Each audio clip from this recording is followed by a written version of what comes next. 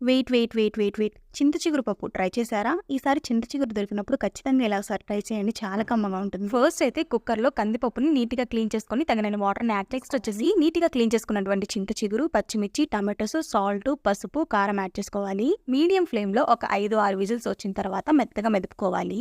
చూసారు కదా! పప్పు అయితే మెత్తగా మెదిగిపోయిందనమాట. ఇప్పుడు దీన్ని ఇంకొంచెం బాగా మెత్తగా మెదుపుకోవాలి.